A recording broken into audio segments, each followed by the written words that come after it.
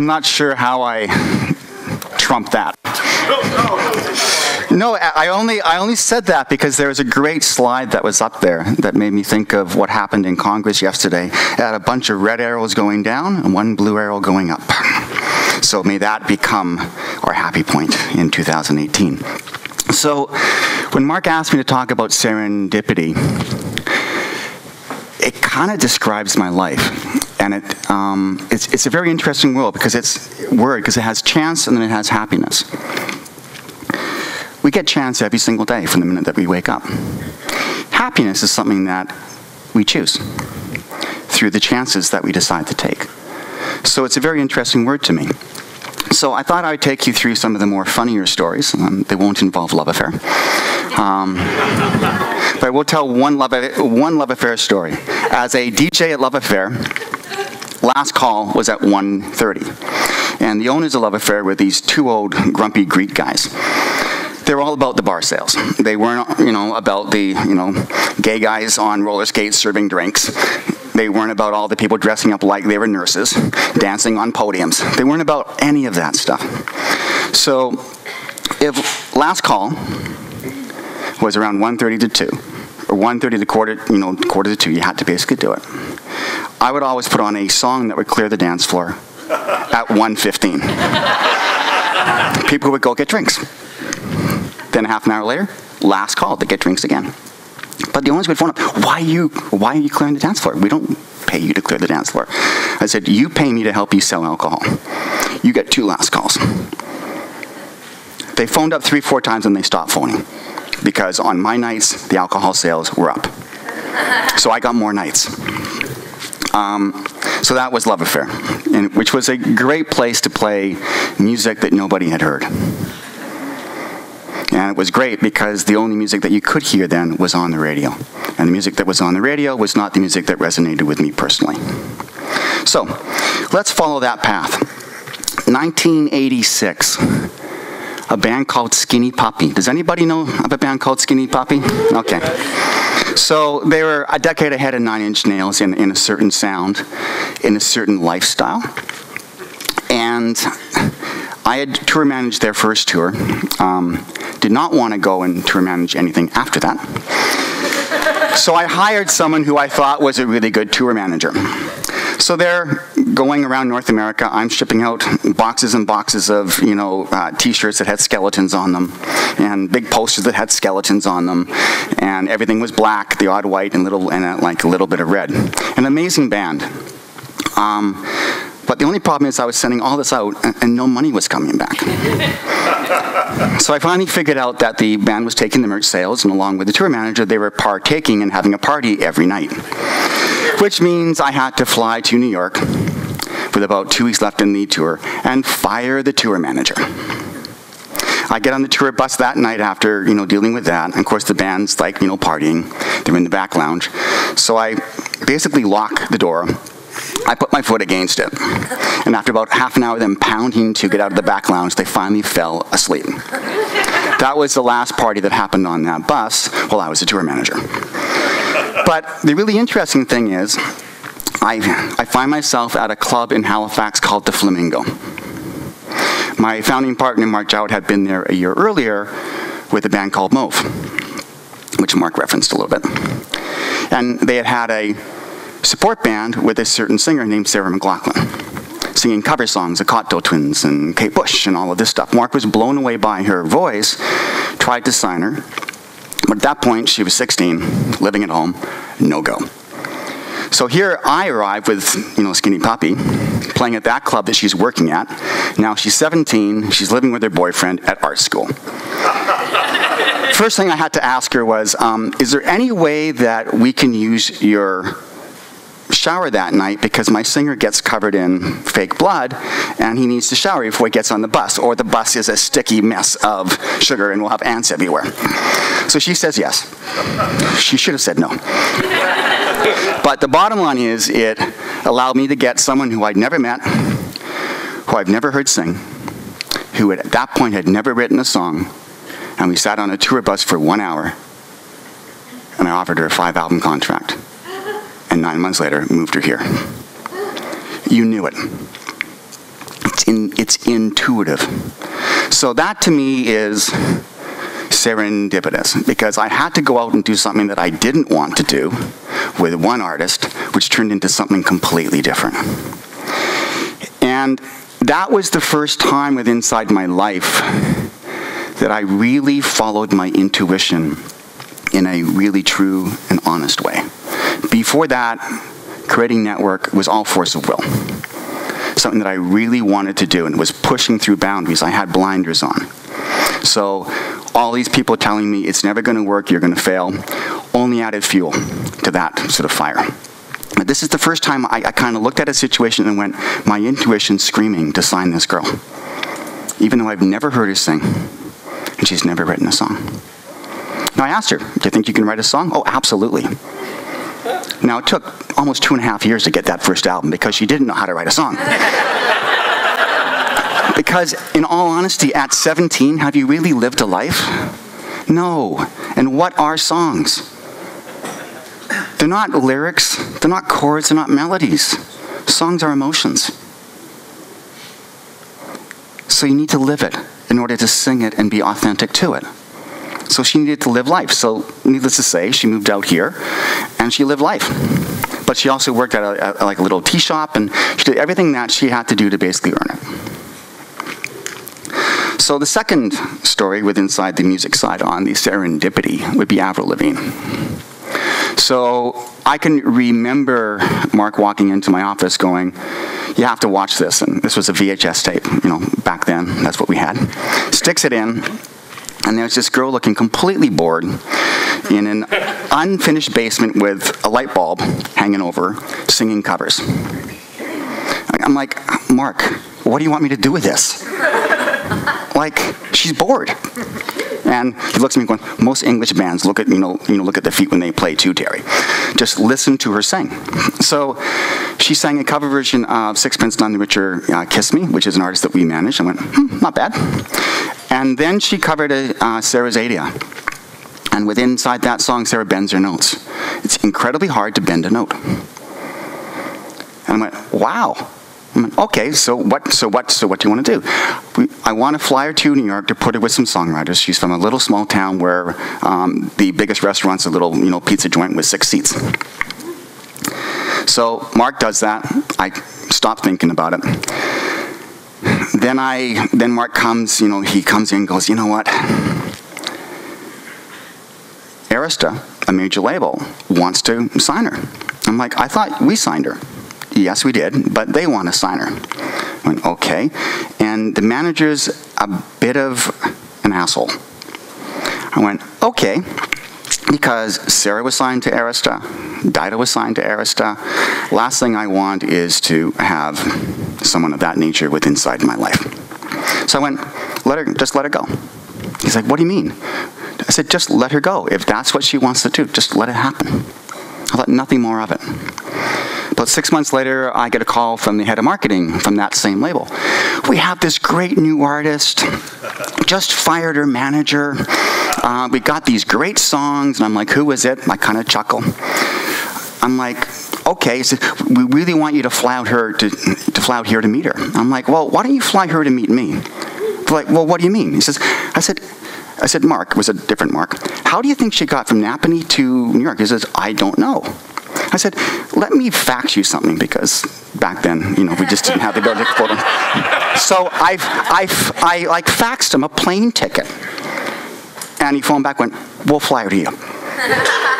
No idea, at all. So she walks into my office. By this point, I think she's about 17. With her mom. She sits down and says, why did you fire me? And I went, well, I actually didn't fire you. I said, your manager was an asshole, and life is too short. And I have these relationships that I'm not going to take any, chance on burning, personally, because, I'm a nice guy. And I went, and you wanted to go do this. So we let you go do it. It's really that simple.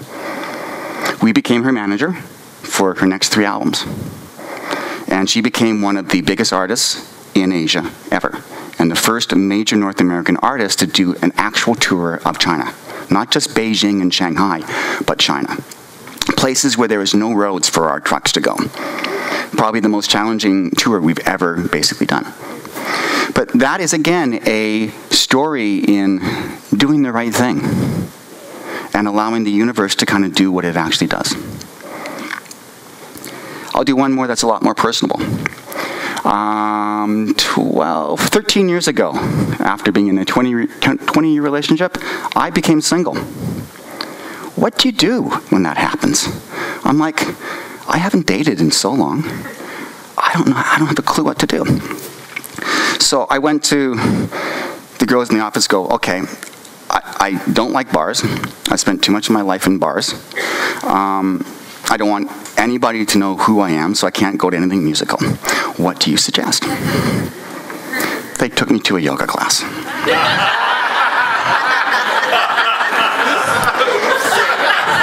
Not why I started Y Yoga. I'm only telling you this story because my head of marketing thought it would be fun to say it in the right context. So I went thinking I'm in great shape. I played tennis almost every single day. I biked, I ran, I played soccer. Most humbling event of my life. I was in shape, just in the wrong shape. I was shaking like you wouldn't believe, falling over, feeling completely self-consciously embarrassed. No one was paying attention to me. It was a guy in a class where I was the only guy. And clearly, they didn't want to look at me. Because they were focused on what they were doing, not focused on what I was doing. But what was great is I came out of it and I went, wow, that was hard. But I went, I like when things are hard, and I like when my intuition screams that something's hard. It means there is something there for me to learn. Now, the issue here was, though, that I didn't own a mat. I didn't own anything that I needed to do yoga. So, of course, I had to go visit Lululemon. When at that point, it was only 2 shops. It wasn't the hundreds they have now. And the yoga clothing at that time was all orangey and greeny. It was like, thank God, Chip bought Shannon in because it changed the whole design line, which was great. But it was just really, really interesting that I fell in love with it slowly but surely because of how it made me feel. After yoga, you feel really, really good. Before yoga, maybe not so much. So the hardest thing is getting to the mat. But the really great thing about it is ultimately, I did meet my wife through yoga. But it took traveling 2,000 miles to a yoga retreat, the very first one that Y Yoga put on, to meet someone who literally lived a block away from me. Who went to all of the same concerts that I did a lot of what I did, but I had to travel all the way there to actually meet them. And I knew right away that I was done. And when we were walking down the beach on the last day, I was like, you realize that we're going to get married. And she looked at me and went, we might go into business together, but we're not getting married. I said, yeah, we're going to go into the family business.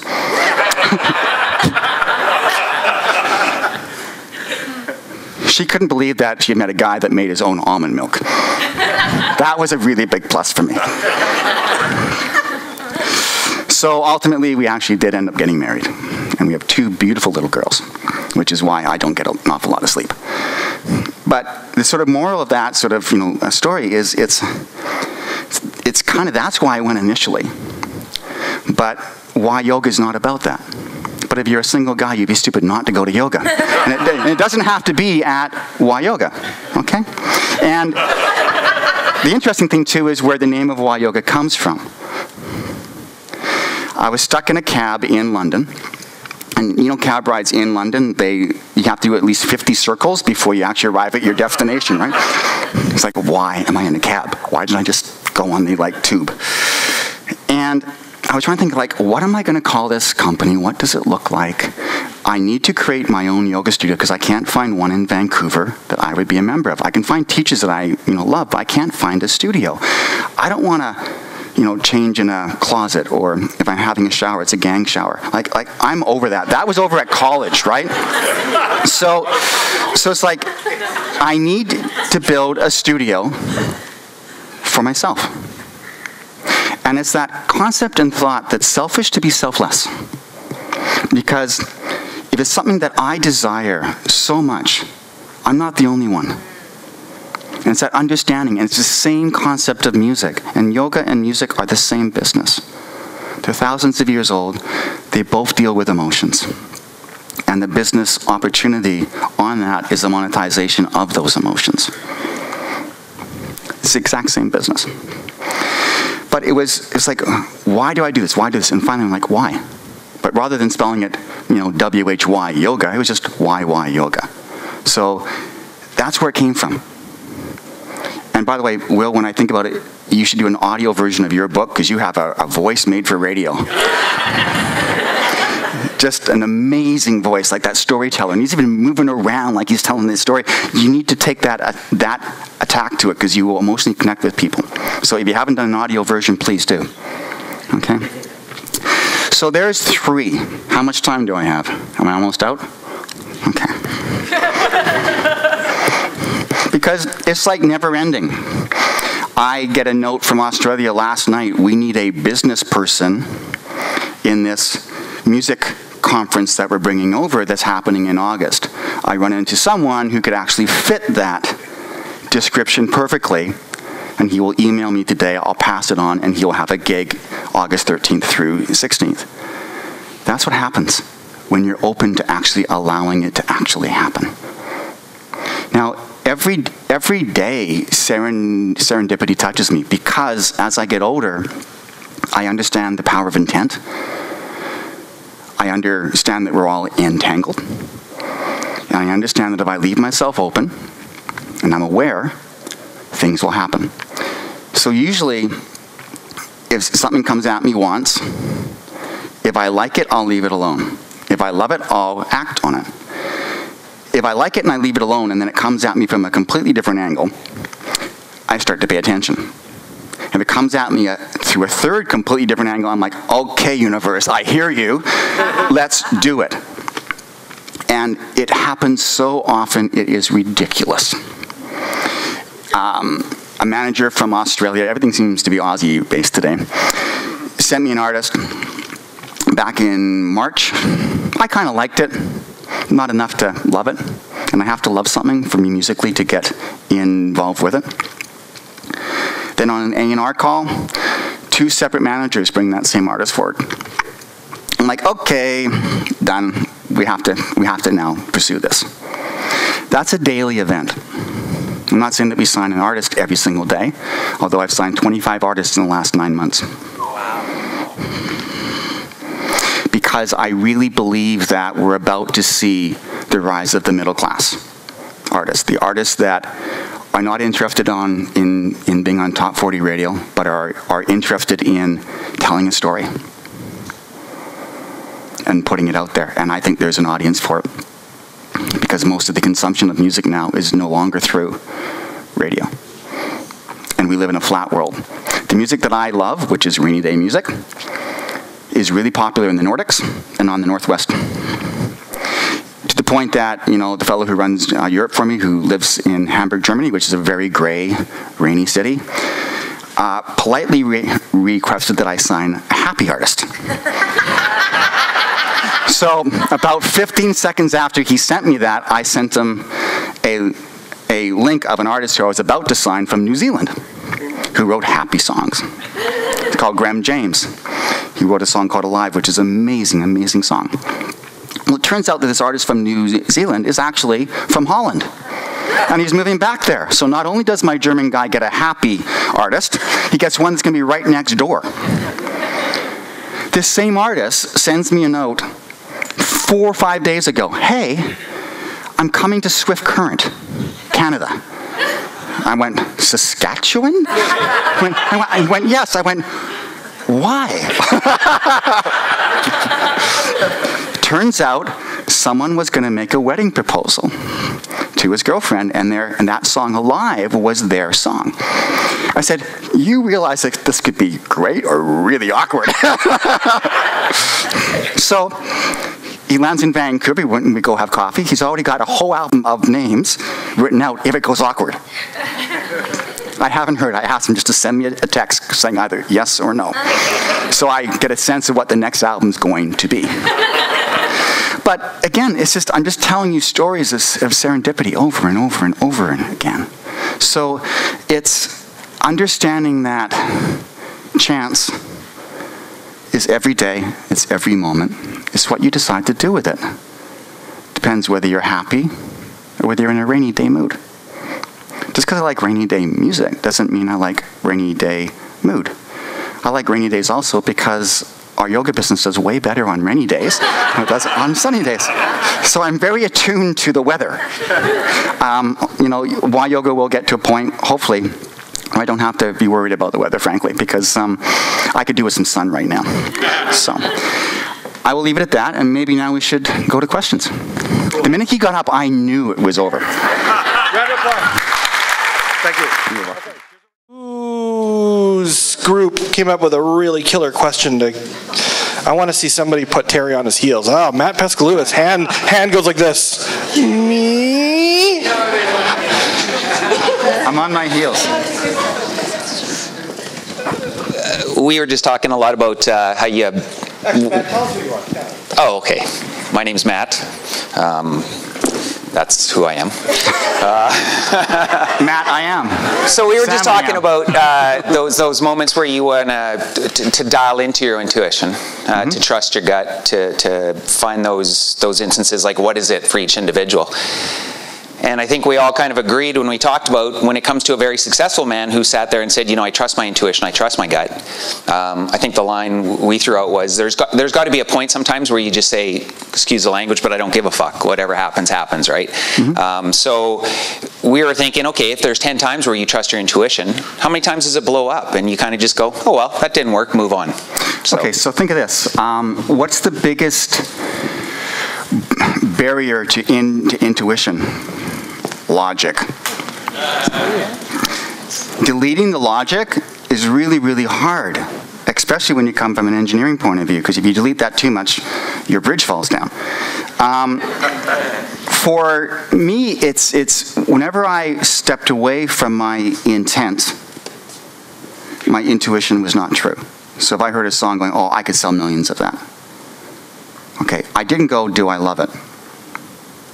So there's been stuff where every once in a while I've done that, flopped. Then I'll sign a little bluegrass band from the middle of nowhere that one of my staff heard at a frat party and came in hungover and gave me a cassette tape. And I listened to it and I go, that is an amazing hit song, but this is a bluegrass band, but we're going to do it anyways because I love it. Wagon Wheel, Old Crow Medicine Show. It's exactly how that happened. So think about it this way. On a roller coaster, do you scream on the way up or do you scream on the way down? Some people scream both ways. That's your answer. How about from this side?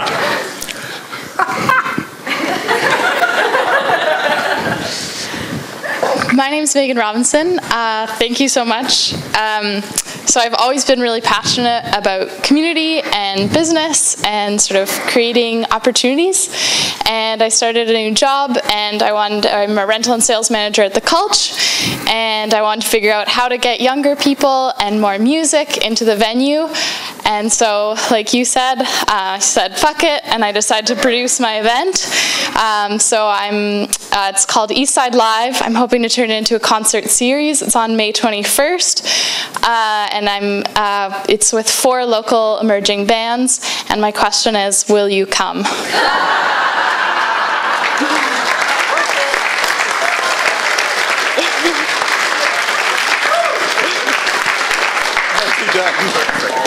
You need to send me an invite, and it needs to be on a night that I don't have my kids. Megan. I've been married twice, so I have 2 older kids. And if it's on a Tuesday or a Thursday, it becomes very, very difficult. Because Megan, send me an email and I'll connect you discreetly. My email is terry@network.com. Oh. I don't hide. Oh, Terry. And Mark, I'm not trying to cut you out of the middle, man. Oh! What have you done? T-E-R-R-Y. Oh, God, stop! Who has another question? Hang on, at N-E-T-T-W-E-R-K, which is the German way of spelling network, which back in 1984, nobody knew what network meant, as in the word network. Now it's common. We decided to craft work the network and come up with our name. Sorry, Mark, I took the wind out of your sails. No, it's great. Oh, no. I'm Kasha. I work for Yoga. My question is for you, what are your top tips for actually developing your intuition? Is that something that you are probably not born with? So how do you actually work on hearing that voice more? You know what? It was through not listening to it. It's by taking what you view as a mistake and seeing it as an opportunity. And I always say, if you do everything right, you'll have a very boring life.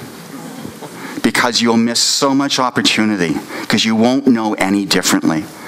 My motto is, do it and fail miserably quickly. Like a 3.5-minute rainy day song is perfect. Move on. Let it go. Okay, that's very, very crucial, because within that, there is a learning. And everything that we do at Y Yoga and Network, we try and bring that to it, because a lot of people will put energy to the things that went wrong versus understanding that what went wrong is actually right. And that when you have a dream, you already know what it looks like. So you're not walking to it. You're actually walking backwards from it. And what happens when you walk backwards? You fall down. You run into things. And it's never a straight path. But you know what it looks like. And there were so many people in the early days that said that we would never make it. So Mark and I came up with a, really good mantra. An attitude, not a problem. And for the first 10 years, we used that because there were so many people, especially back east. A little West Coast record label, never going to work. Why don't you just throw, dry wood on my fire? Because guess what? That's just going to really piss me off. But it was learning that a mistake was actually an opportunity. That really began to make me understand that my intuition, as annoying as it can be, is 100% correct. Not 99% correct, 100% correct. And the only thing that will dismantle that thought is logic. Can I ask an awkward question and then you can try. Finish with a couple from the audience? Forgive me, those who are tired of the sort of the PC identity politics conversation, but I'm reminded and struggle to live with my own white, straight, male, educated privilege. Mm-hmm. And what you're sharing with us today, which is awesome, seems potentially rooted a little bit in the advantages that you and I have in the world. How do you, the idea that you can just have a gut feeling about something and have at her and it'll just mostly work out. What role does your own privilege, how does your privilege show up? How do you deal with it? How do you reconcile that in the way that you show up in the world?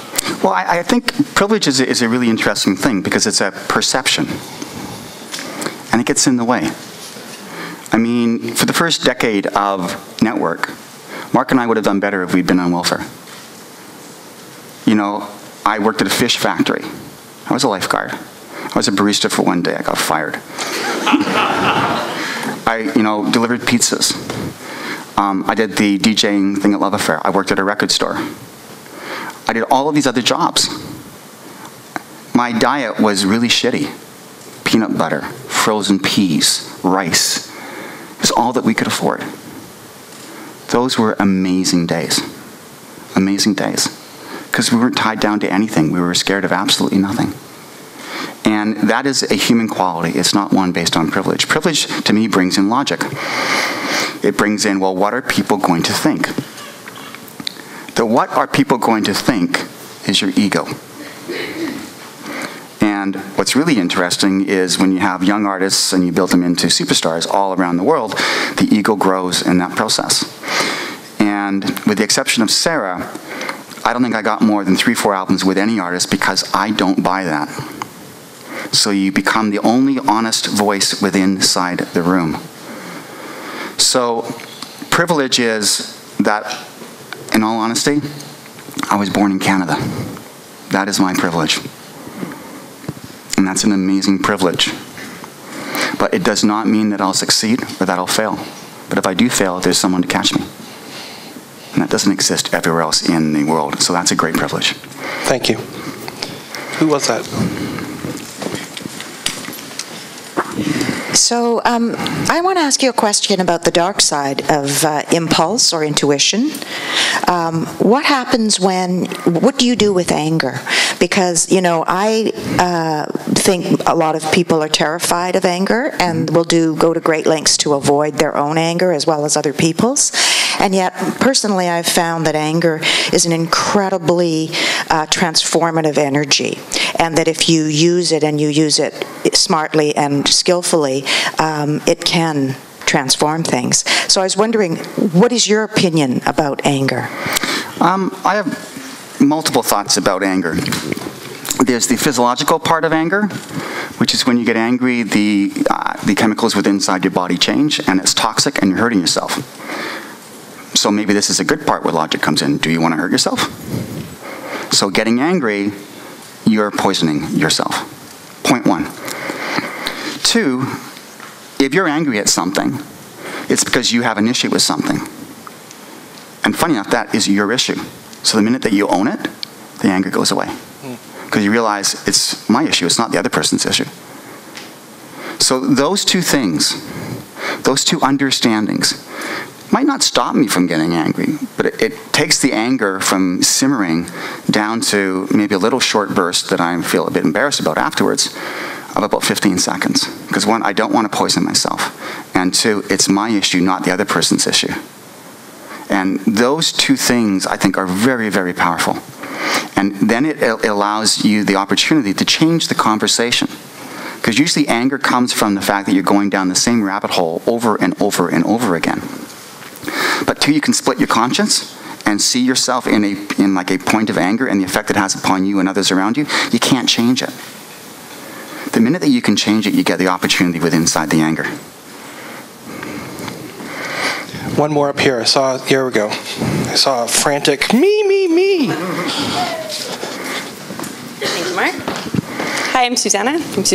How do you balance the power of intention that you spoke about with the potential of intuition? Because they seem to be a little bit, there's a duality there. They line dance. Now, I don't line dance, but they line dance. And it's a beautiful dance because it's always flowing, and how they blend depends upon what side of the bed you woke up on that day, whether it's rainy outside or whether it's sunny. Life is a pile of perceptions, and it's through that lens that you see life. So it's through that lens that you see your intents and your intuition and the dance that they basically do. But it's a beautiful dance. One could say it's chaotic. And sometimes to people who work with me, it seems rather chaotic. But ultimately, how I take those two things and form it into a sort of strategy is by telling people where we're going to go, but not how we're going to get there. Because then it becomes their journey. And you want it to be their journey, not your journey. And that's how intuition blends into it all. And that's how you do a line dance.